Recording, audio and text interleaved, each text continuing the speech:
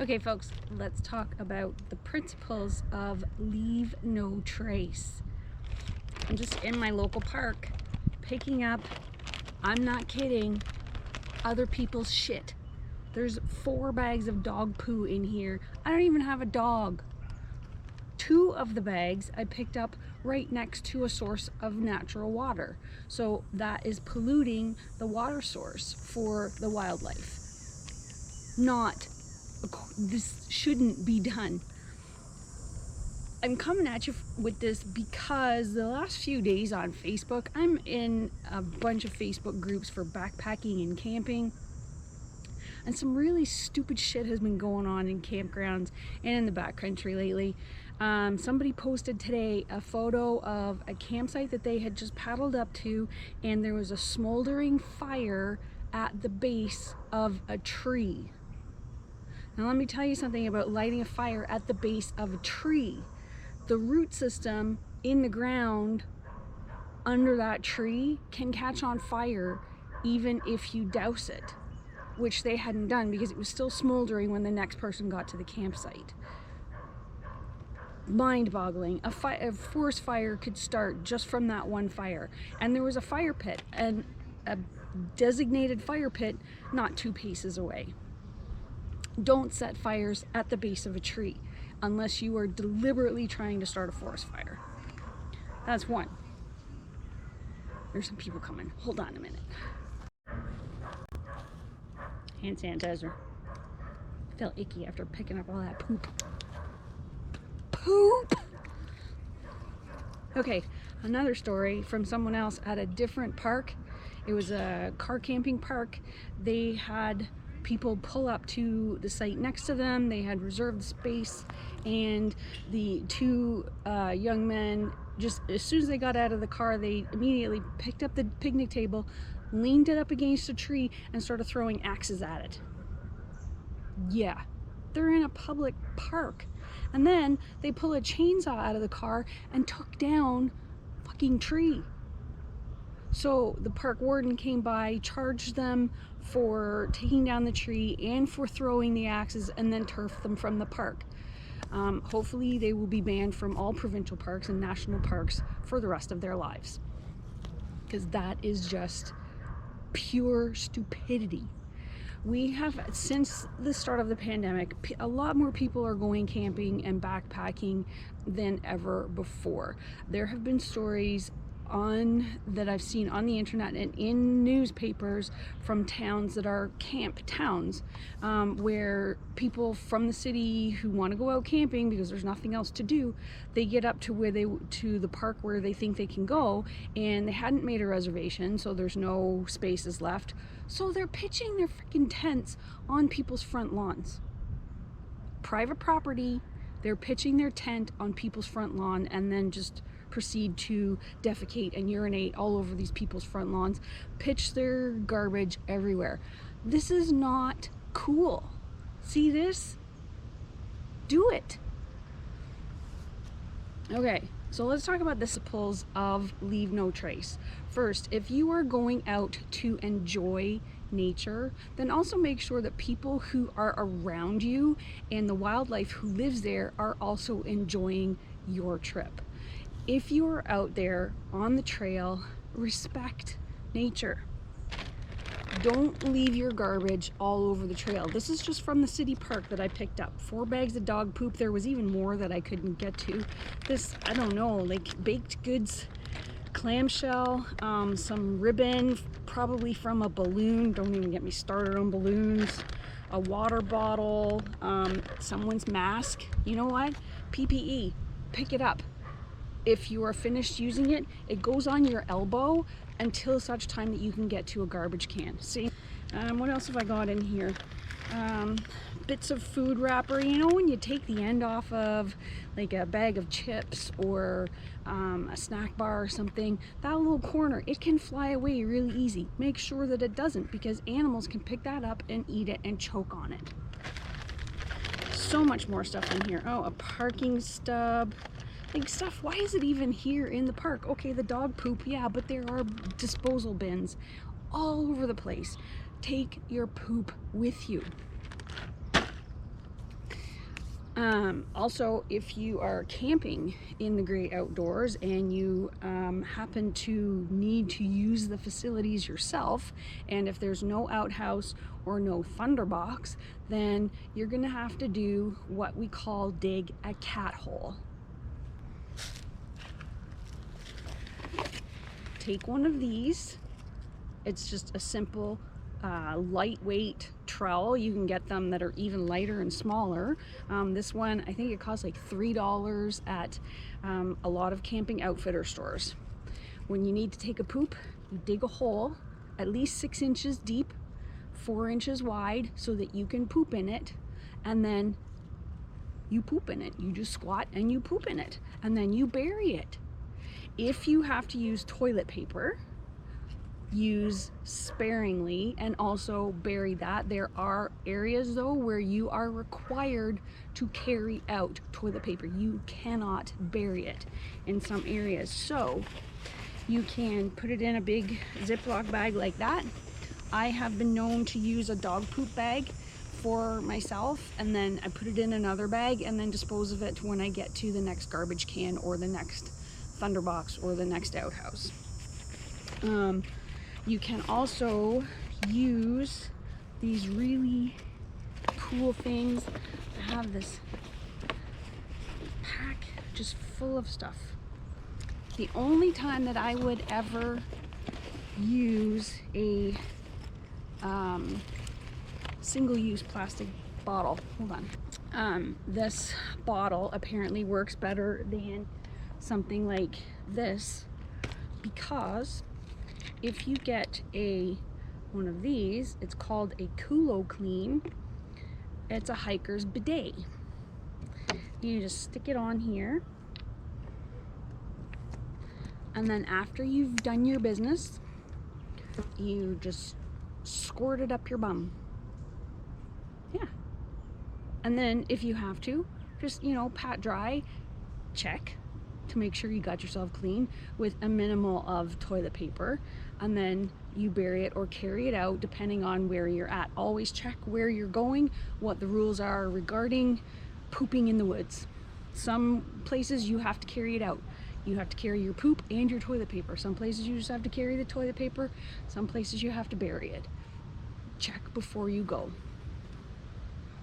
Before you get to the park and before you go. See, there's my dog poop bag. I have used these for myself.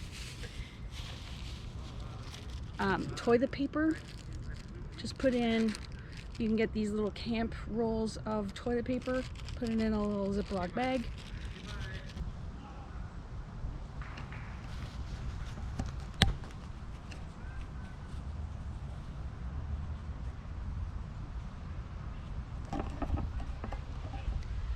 And if you want to reduce your use of toilet paper out in the backcountry, get yourself one of these Pea Cloths. This particular brand is called Piss Off. There's also Pea Cloth. It is infused with silver on this side, so you just dab yourself dry and then fold it in half and hang it off your pack. There. After you have done your business and you've buried it and disguised it and mark it so that nobody steps in it, if you're with a bunch of people, then also always make sure to clean your hands before you touch, say, your water filter or any food. Do not have a snack right after you've pooped until you've washed your hands, not just with hand sanitizer but with soap. I carry, this is my EDC, my everyday carry hand soap. There's a helicopter.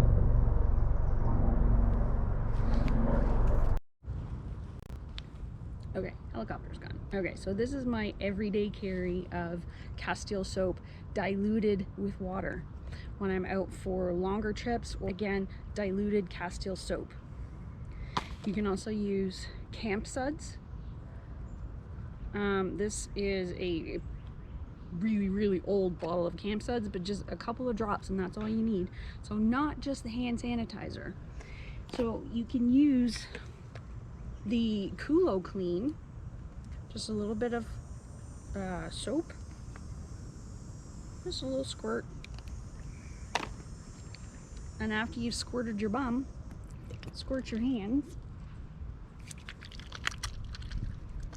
Wash your hands.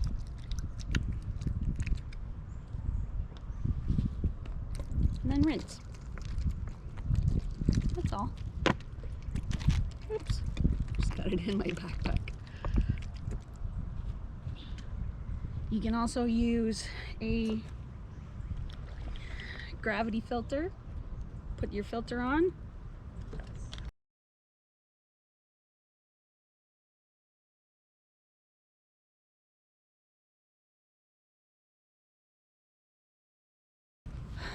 Other principles of leave no trace is human noises.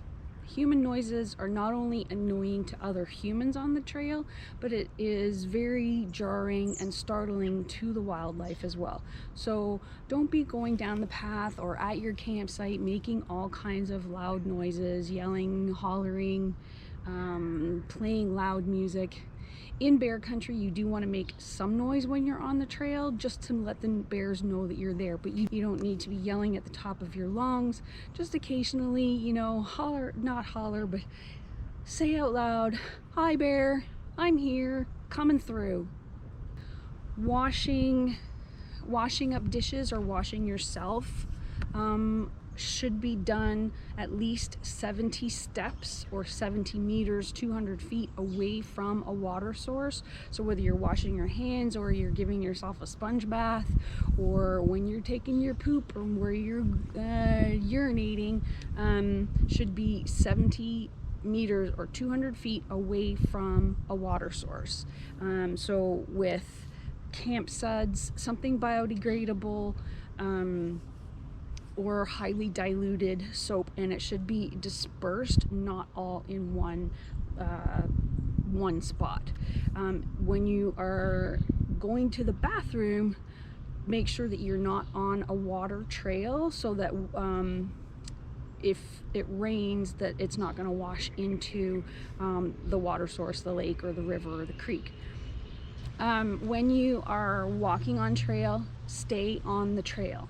You will always notice 99% of the time you are going to see a very visible trail. Stay on that trail. If there's switchbacks, don't jump the switchback trying to save some time. Stay on the trail, stay on the switchbacks, because if you leave the trail, then you are causing further erosion, and then somebody sees you do it, and then they do it, and then the next person does, and then so on and so on and so on, creating more erosion. Stick to the trail.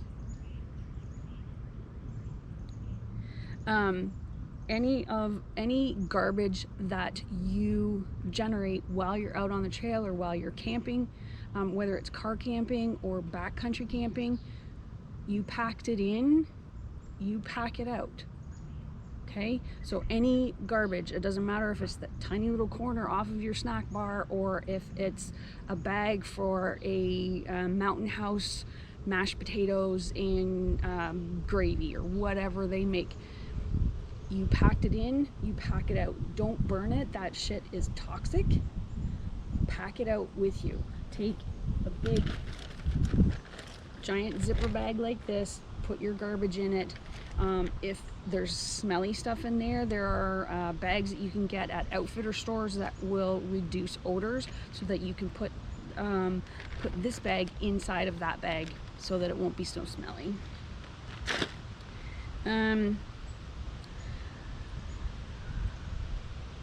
Always be considerate of the wildlife in the area. Do not ever feed any of the wildlife. It doesn't matter if it's a little cute little chipmunk. Don't feed them. Don't leave food on the ground around your campsite or on the trail. Don't walk up to a chipmunk and say, "Here you go, here's a handful of Cheerios." And yes, I used to do that when I was a kid, and my parents didn't do anything to stop me, but now we all know better. If you feed a chipmunk, that chipmunk is going to go and tell his squirrel friends, who is then going to tell the raccoons, who's then going to tell the fox, who then tells the coyote, who then tells the wolf, who then tells the bear. So just don't feed any of them. Okay? If you're on the trail, speaking of being courteous, be courteous to other people. Like I mentioned before, be quiet. Don't be yelling and screaming and hollering and making all kinds of racket, but also be courteous to the other people on the trail. Be polite. If you have a whole bunch of people coming toward you and you're solo, it's easier for you to move off to the side than it is for them to move off to the side. Of course, if you're on the side of a mountain, do it very safely. If you are on a trail and people are coming by and they're riding horses, horses always have the right of way. So just let them go by.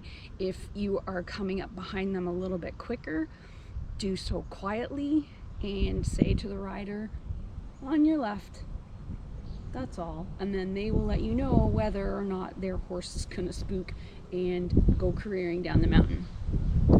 If you are going down a mountain or down a steep incline and people are coming up the trail toward you, the people coming up have the right of way. If you're going down, you have gravity on your side. They have to do more work and they are on a forward momentum. Just let them go. So that's kind of the trail etiquette. Leave no trace. And please, whether you are in a city park like I am right now, or you're out camping in the backcountry, or you're at a car camping site, think about what you're doing. Would your mother be really disappointed with you when you lean that picnic table up against the tree and start throwing axes in a public place? Would your grandfather think it really, really funny, or would he be a little annoyed with you for cutting down a tree in a conservation area with a chainsaw? That sentence structure was really bad. Cutting down a tree with a chainsaw in a conservation area. Just think about what you're doing. Humankind, be both. Leave no trace. Pick up your shit, because I'm not your mother. I don't own a dog, and yet I've got a bag full of shit here. Take it home with you. There's any number of garbage cans all over the place that this could have been disposed of properly, rather than someone thinking, oh, someone else will get that for me. No. You took the garbage in, you take the garbage out.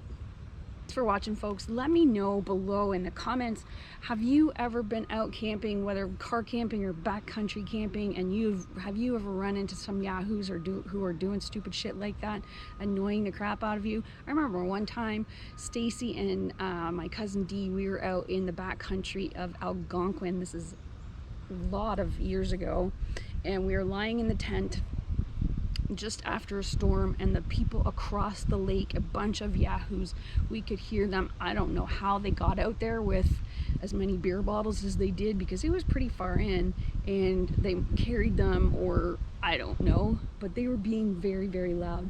Where's my hot dogs? I can't find my fucking hot dogs.